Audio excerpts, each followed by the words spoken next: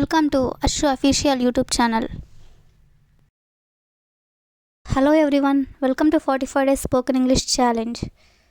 So this 45 days challenge, if you are accept this, definitely you can learn English. ఈ 45 రోజుల challenge accept చేస్తే కనుక తప్పకుండా మీకు ఇంగ్లీష్ వస్తుంది. ఎవరైతే స్టెప్ బై స్టెప్ నేర్చుకోవాలనుకుంటున్నారో వారందరూ కూడా ఈ కోర్సును ఫాలో అవ్వండి. మీరు చేయాల్సింది ఏమిటంటే వీడియోని ఫస్ట్ నుంచి చివరి వరకు చూడటమే. చాలామంది వీడియోలను స్కిప్ చేస్తూ సగం చూస్తుంటారు. దానివల్ల మీరు ఏదో ఒక ఇంపార్టెంట్ విషయాన్ని మిస్ అవుతారు. కాబట్టి మీరు అలా మిస్ అవ్వకుండా ఉండాలంటే ప్రతి వీడియోని కూడా మీరు మొదటి నుండి చివరి వరకు పూర్తిగా చూడండి. అంతేకాకుండా ప్రతి విషయాన్ని కూడా మీరు ఒక నోట్బుక్లో నోట్ చేసుకోండి. అలా నోట్ చేసుకోవడం ద్వారా మీకు చాలా బాగా గుర్తుంటుంది. మళ్ళీ రివిజన్ చేసుకోవడానికి నోట్బుక్ అనేది చాలా బాగా ఉపయోగపడుతుంది. సో ఒక నోట్బుక్ అనేది మెయింటైన్ చేయండి. ఇంకా ఆలస్యం ఎందుకు, let's go to the video. In this video we're learning about be forms. అంటే బీ ఫార్మ్స్ అంటే ఏమిటి, వాటి ఎప్పుడు ఎలా ఉపయోగిస్తాము అనే పూర్తి విషయాలను ఈ వీడియోలో క్లియర్గా ఎక్స్ప్లెయిన్ చేయబడుతుంది. అసలు బీ ఫార్మ్స్ అంటే ఏమిటి? బీ ఫార్మ్స్ అంటే కాలాన్ని మరియు సబ్జెక్ట్ని బేస్ చేసుకుని వివిధ రూపాల్లోకి మారిపోతూ ఉంటుంది. ఆ మారిపోయిన రూపాలన్నింటినీ కలిపి మనం బీ ఫార్మ్స్ అని అంటాము. ఎగ్జాంపుల్గా చూస్తే ఈ బీ అనే ఒక పదం ప్రజెంట్లో కనుక చూసినట్లయితే సబ్జెక్ట్కి అనుగుణంగా యామ్, ఈజ్, ఆర్గా మారుతుంది. అండ్ పాస్ట్ అంటే గతంలో కనుక చూసినట్లయితే వాజ్, వెర్గా మారుతుంది. అండ్ ఫ్యూచర్ అంటే భవిష్యత్తు, అంటే జరగబోయేదాన్ని భవిష్యత్తు అంటారు. దాంట్లో విల్ బీగా మారుతుంది. కాబట్టి బీ అనే ఒక్క పదం టైంని మరియు సబ్జెక్ట్ని బేస్ చేసుకొని మనకు ఇన్ని రకాలుగా మారుతుంది. అయితే ఇప్పుడు మనం ఏ కాలంలో ఏ సబ్జెక్ట్కి ఏ బీ ఫామ్ వస్తుందో ఈ చార్ట్ ద్వారా మనం క్లియర్గా తెలుసుకుందాం. చూడండి, ప్రజెంట్లో ఉన్నప్పుడు ఐ అనే ఒక సబ్జెక్ట్కి మాత్రమే యామ్ అనే బీ ఫామ్ వస్తుంది. అంటే మిగతా ఏ సింగులర్ సబ్జెక్ట్ తీసుకున్నా, అంటే he, she, it, any singular means Ravi, Ramu, Sita లేదా హీ, షీ, ఇట్, వీటికి ఈజ్ అనే బీ ఫామ్ వస్తుంది. రిమైనింగ్ ఆల్ ప్లూరల్ సబ్జెక్ట్స్కి అంటే we, you, they or any plural వాటికి ఆర్ అనే బీ ఫామ్ వస్తుంది. అది ఎప్పుడంటే ప్రజెంట్లో ఉన్నప్పుడు. కమింగ్ టు ద పాస్ట్, అన్ని సింగులర్ సబ్జెక్ట్స్కి అంటే I, he, she, it or any singular సబ్జెక్ట్కి వాజ్ అనే బీ ఫామ్ వస్తుంది. అన్ని ప్లూరల్ సబ్జెక్ట్స్కి అంటే you, we, they or any ప్లూరల్కి వెర్ అనే బీ ఫామ్ వస్తుంది. అదే ఫ్యూచర్లో చూసినట్లయితే అన్ని సబ్జెక్ట్స్ ఏదర్ సింగులర్ సబ్జెక్ట్ కావచ్చు ఆర్ ప్లూరల్ కావచ్చు, I, he, she, it, they, you, we or any subject will be అనే బీ ఫామ్ వస్తుంది. ప్రజెంట్లోకి వస్తే యామ్, ఈజ్, ఆర్ అనే బీ ఫామ్ వాడడం జరుగుతుంది. అలాగే పాస్ట్లోకి వస్తే వాజ్, వెర్ అనే బీ ఫామ్ యూజ్ చేస్తాము. అదేవిధంగా ఫ్యూచర్లోకి వస్తే విల్ బీ అనే బీ ఫామ్ మనం ఉపయోగిస్తాము. అయితే ఈ బీ ఫామ్స్ అనేవి ఎప్పుడు ఉపయోగించాలి, అలాగే ఎలా ఉపయోగించాలి అనేది మనం ఇప్పుడు తెలుసుకుందాం.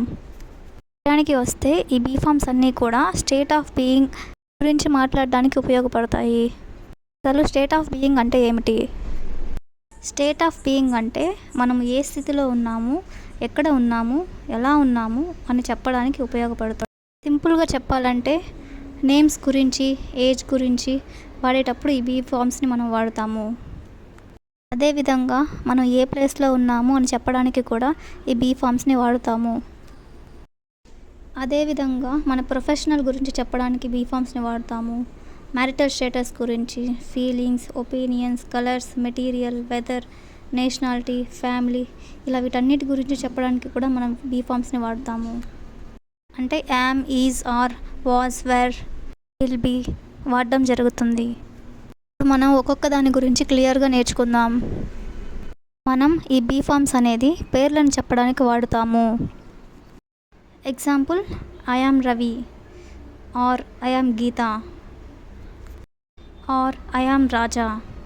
ఇక్కడ ఐ అనే సబ్జెక్ట్కి అనుగుణంగా యామ్ అనే బీ ఫామ్ వాడాము. మనం పేర్లని ఐ యామ్ అనే కాకుండా మై నేమ్ ఇస్ రవి లేదా మై నేమ్ ఇస్ గీత ఇలాగ కూడా చెప్తుంటాము. ఇద్దరు ఎగ్జాంపుల్ చూసుకుంటే షీ స్వాతి. ఇక్కడ షీ అనేది థర్డ్ పర్సన్ సింగులర్ కాబట్టి ఈజ్ అనే బీ ఫామ్ వాడాము. దీన్నే మనం హర్ నేమ్ ఇస్ స్వాతి అని కూడా చెప్పొచ్చు. ఇంకొక ఎగ్జాంపుల్ చూసుకుంటే హీ ఈజ్ రమేష్. దాన్నే మనం హిస్ నేమ్ ఇస్ రమేష్ అని కూడా చెప్పవచ్చు. హీ ఈజ్ రమేష్, అతను Ramesh. His name is Ramesh, అతని పేరు రమేషు. అలా అయినా కూడా చెప్పొచ్చు. అదేవిధంగా దే ఆర్ రాజు అండ్ రాణి. ఇక్కడ ఆర్ ఎందుకు వచ్చింది? దే అంటే వారు, ఒకరికంటే ఎక్కువ కాబట్టి ఆర్ అనే బీ ఫామ్ వచ్చింది. They are Raju and Rani. దీన్నే మనం their names are Raju and Rani అని కూడా చెప్పొచ్చు. అదేవిధంగా వస్తువులు మరియు జంతువుల గురించి చెప్పేటప్పుడు ఇట్ అనే సబ్జెక్ట్ని వాడతాము. ఇట్ అనే సబ్జెక్ట్ని వాడినప్పుడు ఈజ్ అనే బీ ఫామ్ వస్తుంది. ఇట్ ఈజ్ ఎ క్యాట్ అంటే అది ఒక పిల్లి. అలాగే ఇట్ ఈజ్ ఎ చైర్ అంటే అది ఒక కుర్చీ. అంటే వస్తువుల గురించి కానీ జంతువుల గురించి కానీ మనం చెప్పేటప్పుడు ఈజ్ అనే బీ ఫామ్ వస్తుంది.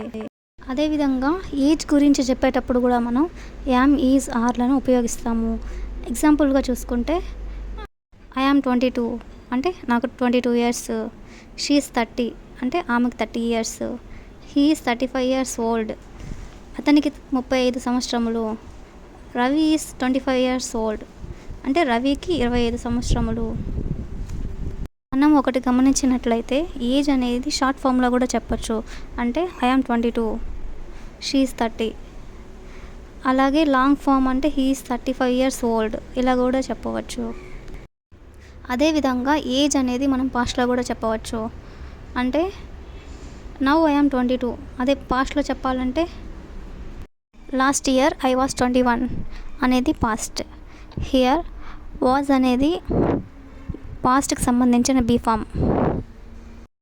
అదేవిధంగా ఫ్యూచర్లో చెప్పాలంటే next year I will be 23. ఈ విధంగా మనం పాస్ట్, ఫ్యూచర్, ప్రజెంట్లో కూడా చెప్పుకోవచ్చు ఏజ్ని తీసుకున్నప్పుడు. విధంగా జాబ్స్ గురించి చెప్పాలంటే ఏ విధంగా చెప్పాలో ఒకసారి చూద్దాము. ఐ యామ్ ఏ డాక్టర్ అంటే నేను ఒక డాక్టర్ని. హీ ఈజ్ ఎ డాక్టర్ అంటే అతను ఒక doctor. She is a doctor ఆమె ఒక doctor. Ravi is a doctor Ravi అనే అతను ఒక doctor. Geeta is a doctor అంటే గీత అనే ఆమె ఒక డాక్టరు. అదేవిధంగా I am an accountant. He is an accountant. She is an accountant. Ravi is an accountant. Geeta is an accountant. ఈ విధంగా కూడా ఉపయోగిస్తాము. అదేవిధంగా ఫ్లూరల్ సబ్జెక్ట్ తీసుకుంటే ఆర్ అనే బీ ఫామ్ వస్తుంది. Example we are actors. You are an actor. They are actors. ఈ విధంగా బీ ఫామ్స్ అనేవి ఉపయోగిస్తారు.